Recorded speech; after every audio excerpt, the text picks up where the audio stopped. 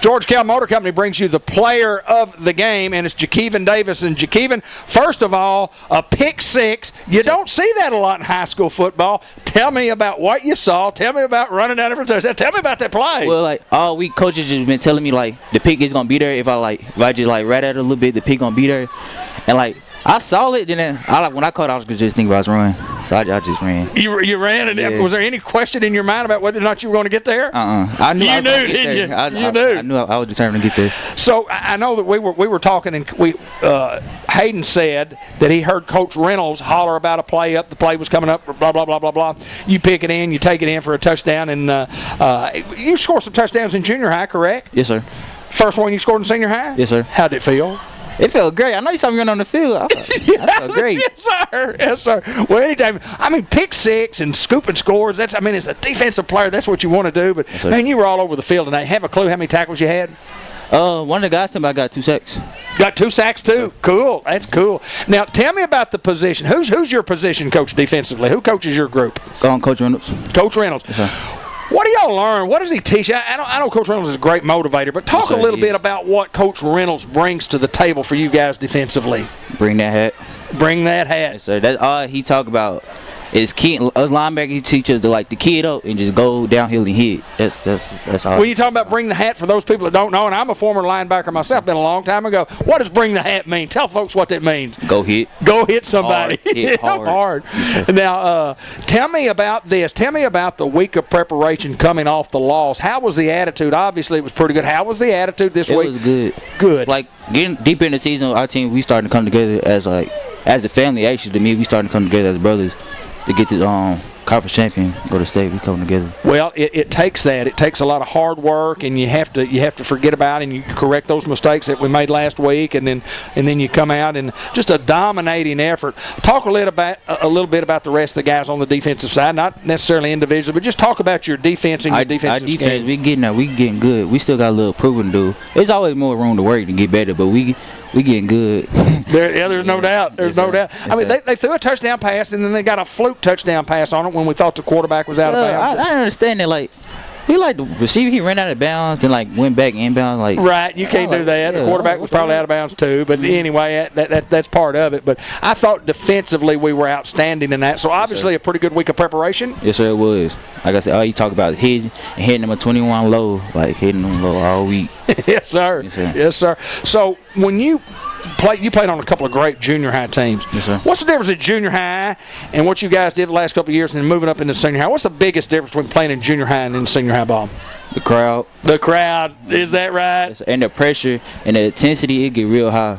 It does, doesn't it? Like in Lone Oak, the intensity was real high. Like the pressure get real, it get real high. It gets real, doesn't it? Yes, sir. It gets real. And you just got to make plays. Yes, sir. Well, there's no doubt, Jakeven, that you had an outstanding game tonight, and I look forward to you playing for the next couple of years. And lots of great young talent on this team. And y'all got talent coming. It's got a young group behind you that's pretty good, too. So what's the plan? What's the plan for the coming week?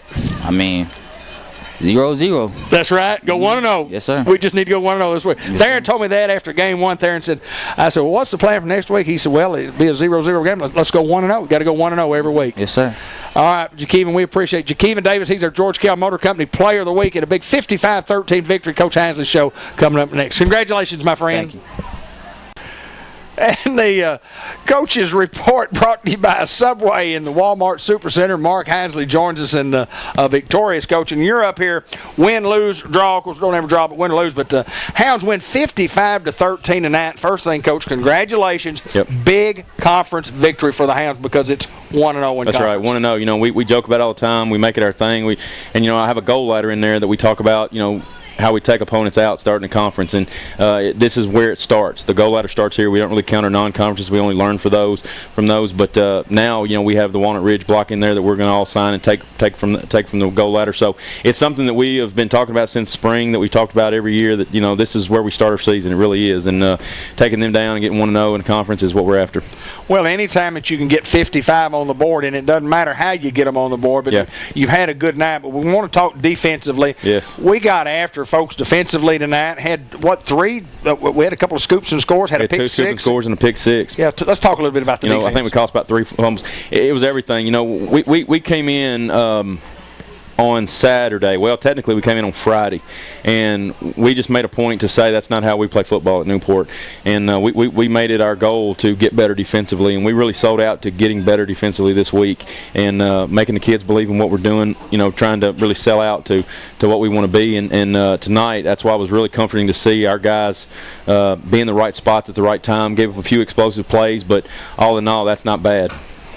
Hello, Max Black. Max Black is joining us in the booth. Come on, you come over here by me, buddy. Come on over here. Let that boy come here. Come right here and join this interview with it. You know Coach Hansley? I can handle it. You know Coach Hansley, don't you? How about them Hounds? Say, how about them Hounds? Say, go Hounds. That's what I'm talking about. Say, go Hounds.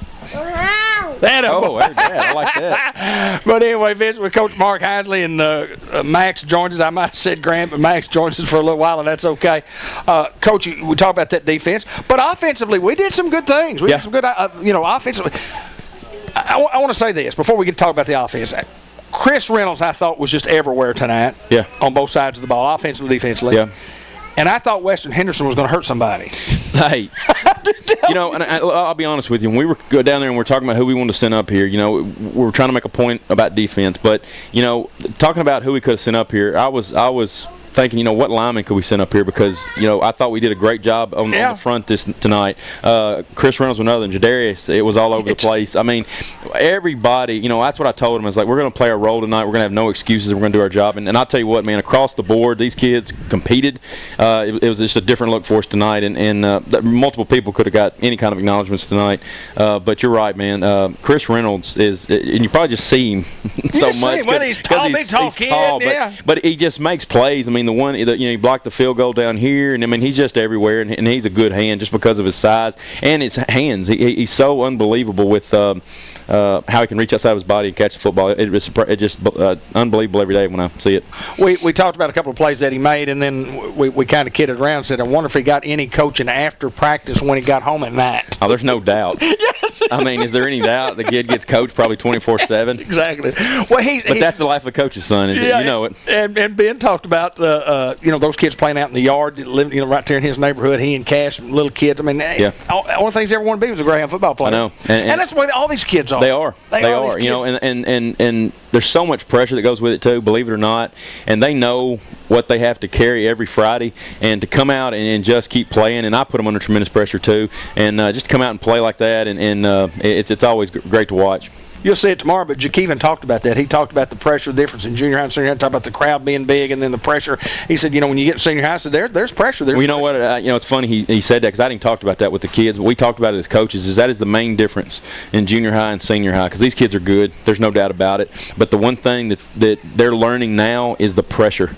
And and you can see it sometimes when you try to talk to them on the sideline. It's that pressure element. It's not that the game is that much faster. It is. It's not that they're any less ability, from the guy across from him, because there he is. I mean, some, but it's the pressure that because I've been there. I've been a junior high coach before. And, if you lose a game on Thursday, you go to Walmart and everybody's, hey, coach, you lose it on Friday. Everybody may kind of, I want to go to the next row and look for something else. So it's just the pressure of the game, and these kids are kind of figuring out, but they're going to be a special group. There's no doubt about that. Well, I didn't want to just pick those particular guys, because I could have talked about any kid that was on that field tonight. I mean, you look at Monquell and Eli.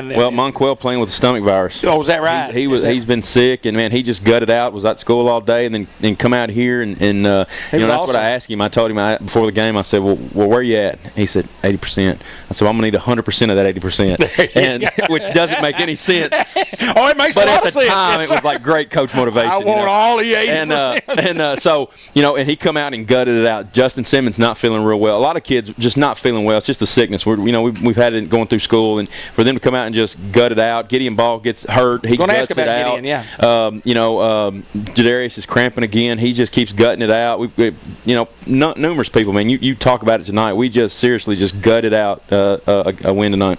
Well, it's exciting when you win, and it's exciting when you win a conference game, because you can't go 2-0 in the conference, and we're going to just try to go 1-0 this coming week. Got Hoxie coming in town. We're going to celebrate celebrate this victory tonight. 55-13, Walnut Ridge comes up a little short against the Newport Greyhounds, and it was just, I just look at this game back in my mind. I said, just the defense just kept coming and coming and coming. Offense made the plays when we needed to make plays, and it was a great victory for the Hounds. It is, and that's kind of how we wanted it. You know, we always talk about we're going to defer, we're going to come out with the lead in the second half, run the football, and it's kind of what we try to do. And when the defense steps up like they did tonight, it makes everything tie together.